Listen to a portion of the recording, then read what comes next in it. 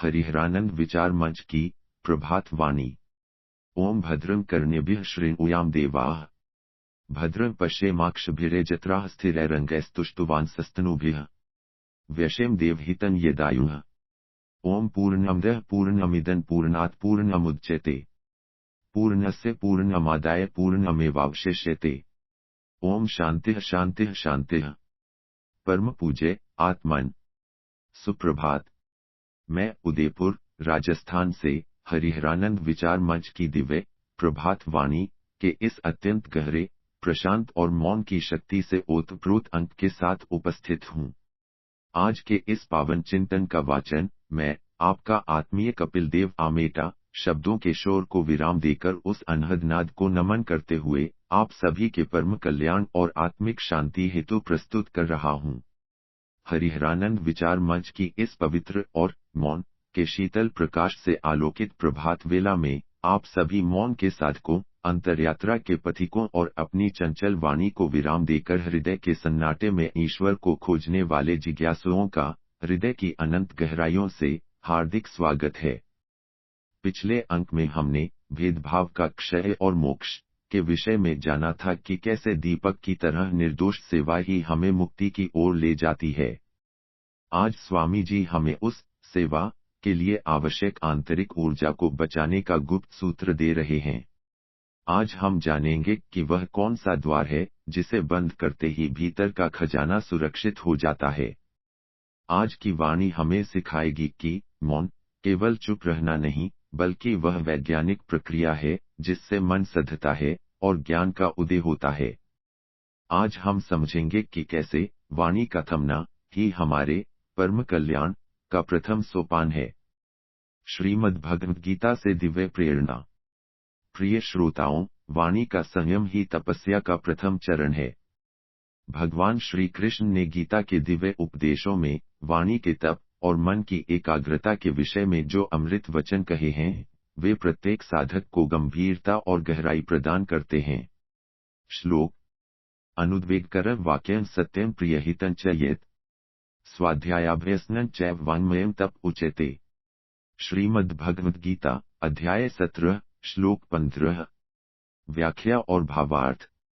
इस अत्यंत शिक्षाप्रद श्लोक में योगेश्वर श्री कृष्ण कहते हैं कि जो उद्विग्न करने वाला, सत्य, प्रिय और हितकारक भाषण है तथा जो वेदों के पढ़ने का एवं परमेश्वर के नाम जप का अभ्यास है, वही वाणी संबंधी तप कहा जाता है। यहाँ भगवान स्पष्ट कर रहे हैं कि हमारी ऊर्जा का सबसे बड़ा हिस्सा बोलने में नष्ट होता है।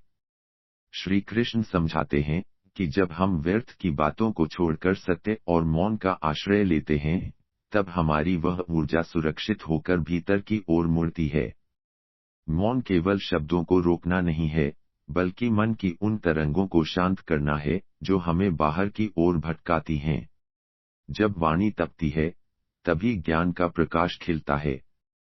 आज का हमारा दोहा इसी मौन के प्रभाव और उससे होने वाले परम कल्याण को स्वामी जी के अमृतमयी शब्दों में अभिव्यक्त करता है।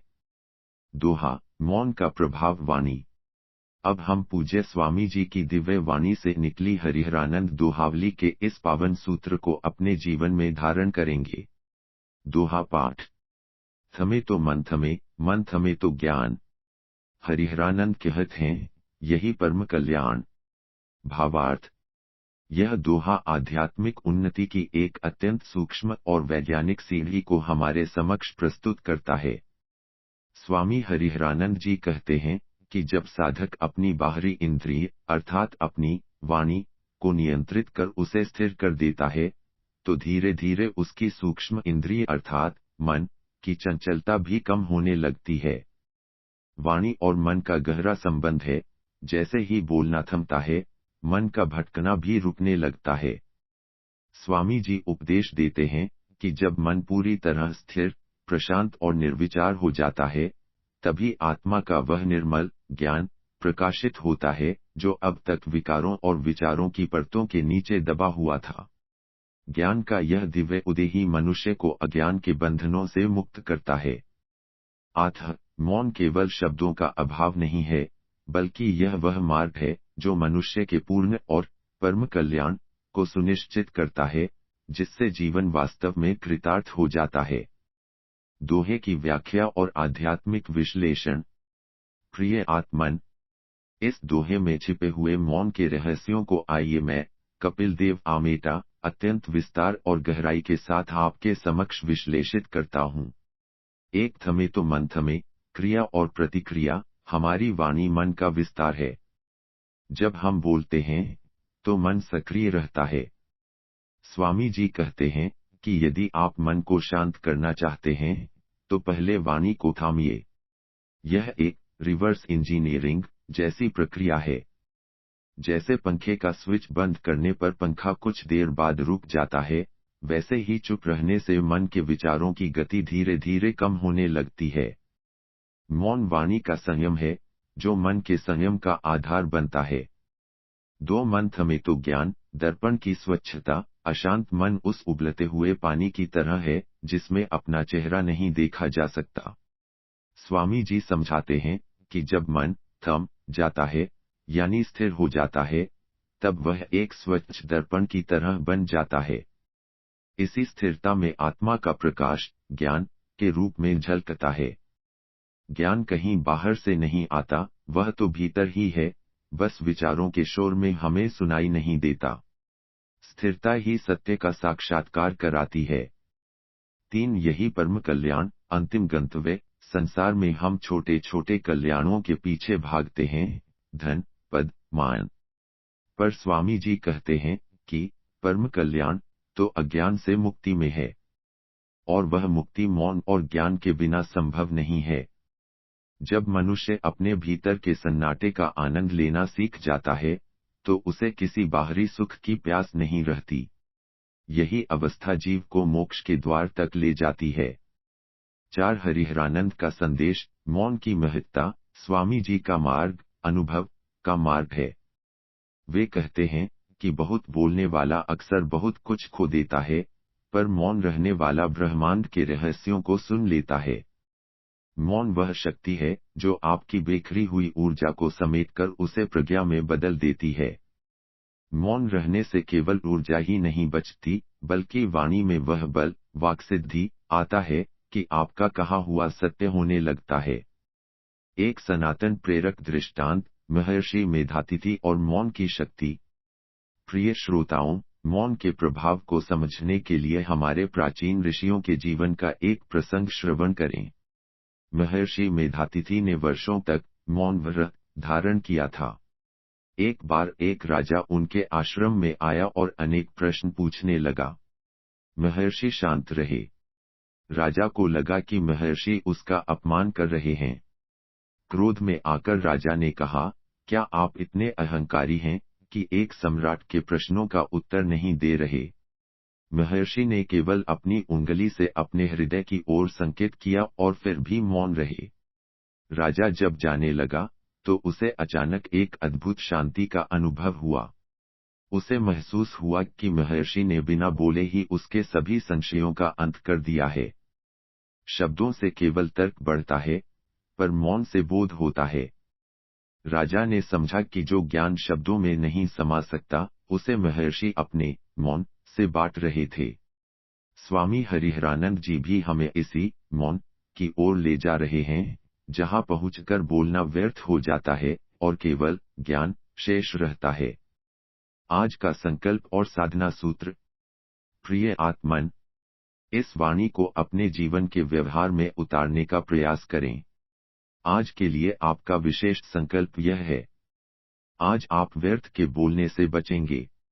आज संकल्प लें कि आप दिन भर में कम से कम 1 घंटा पूर्ण मौन, मोबाइल और इशारों से भी दूर रहेंगे। आज जब भी आप बोलें, तो बोलने से पहले स्वयं से पूछें, क्या यह बोलना अनिवार्य है? क्या इससे किसी का भला होगा? आज शाम को एकांत में बैठकर यह अनुभव करें कि जब आप चुप होते हैं, तो आपके भीतर विचारों का शोर कैसे शांत होता है। आज यह विचार करें कि मौन मेरी शक्ति है। याद रखें, जितना आप बाहर कम बोलेंगे, उतना ही आप अपने भीतर परमात्मा की आवाज को सुन पाएंगे। परम पूज्य आत्मन, आज हमने समझा कि मौन ही वह सोपान है जो मन को शांत कर ज्ञान का मार्ग प्रशस्त करता है। आइए आज हम बाहरी कोलाहल को विश्राम देकर अपने भीतर के परम कल्याण को खोजने का संकल्प लें। स्वामी जी की यह वाणी हमें वह धैर्य और गंभीरता प्रदान करे जिससे हम इसी जीवन में सत्य का साक्षात्कार कर सकें। इन्हीं दिव्य विचारों, पावन संकल्पों और परम पूज्य स्वामी जी के अनंत आशीर्वाद के साथ मैं कपिल देव आमेटा आज की इस प्रभात वाणी को यहीं विराम देता हूँ। आप जहाँ भी रहें, आपके भीतर का मौन सदैव गूंजता रहे। आप निरंतर सुनते रहिए हरिहरानंद विचार मंच की यह दिव्य और कालजयी प्रभात वाणी। धन्यवाद। ओम शांतिः शांतिः शांतिः। विशेष निवेदन। प्रिय श्रोताओं, यदि स्वामी हरिहरानंद जी के ये मौन और ज्ञान के सूत्र आपके जीवन को शांत कर रहे हैं, तो हमारा आपसे एक विनम्र निवेदन है। हमारे हरिहरानंद विचार मंच चैनल को अभी सब्सक्राइब करें ताकि शांति की यह गूंज आपके हृदय में सदा बनी रहे। यदि आज की यह मौन की चर्चा आपको प्रेरणादायी लगी हो, तो वीडियो को लाइक अवश्य करें। कमेंट बॉक्स में मौन ही मधुर है या ओम शांति लिखकर अपनी मानसिक स्थिति को पुष्ट करें। इस पावन संदेश को अपने मित्रों और परिजनों के साथ शेयर करें ताकि वे भी शब्दों के शोर के बीच अपने निज मौन को पा सकें। आपका एक साझाकरण किसी अशांत मन को मौन की शीतलता दे सकता है।